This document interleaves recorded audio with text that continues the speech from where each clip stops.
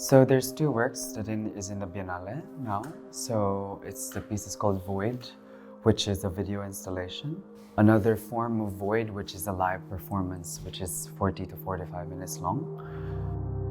So Void is part of a trilogy. It's a series of work. It's called Cosmological Gangbang. And Cosmological Gangbang is based on, is hoping to rewrite history by speculating a possible future. And this futurity that I imagine is based on pre-colonial Filipino belief systems of gender identity. And I think everywhere in the world, like indigenous practices, we have shamans. And our shamans have always considered to be a non-binary form. Like example in the Philippines, which we call babaylands, and other names that exist in the archipelago.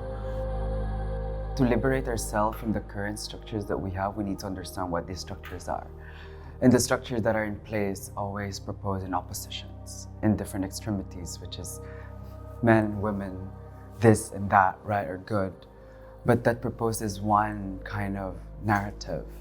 And for me, the first thing to liberate myself is to decolonize my identity individually in my gender identity, but also as a queer person.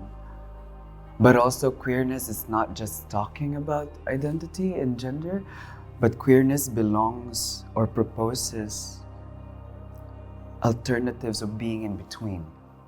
And in this in-betweenness, in this fluidity, we can manage to shift and navigate different extremities.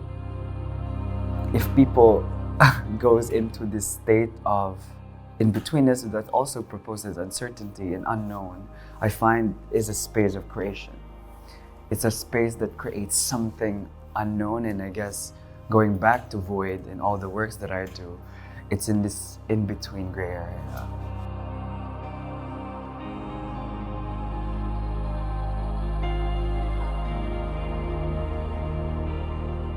I've left my home very early. I left when I was 12. I moved to Manila, and then I moved to Hong Kong, and I moved to Europe. And I guess this foreignness is a state and that I embody, and I call it a state that is constantly displaced. This displacement. And I find that having able to have the luxury to navigate and move places is a luxury, but it puts you in this state of unknown.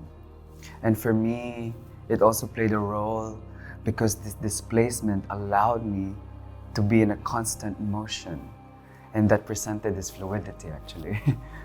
And what's happening now are systems that has been in place due to power structures that I don't think what the global narratives of people in the contemporary time want. And I guess this shift and this disruption of what's happening triggers a global kind of waking call to see that the procedures that are there doesn't work the way on the global humanity where we want to lead. And I guess we want to lead to a kinder, a bit more inclusive and embracing society.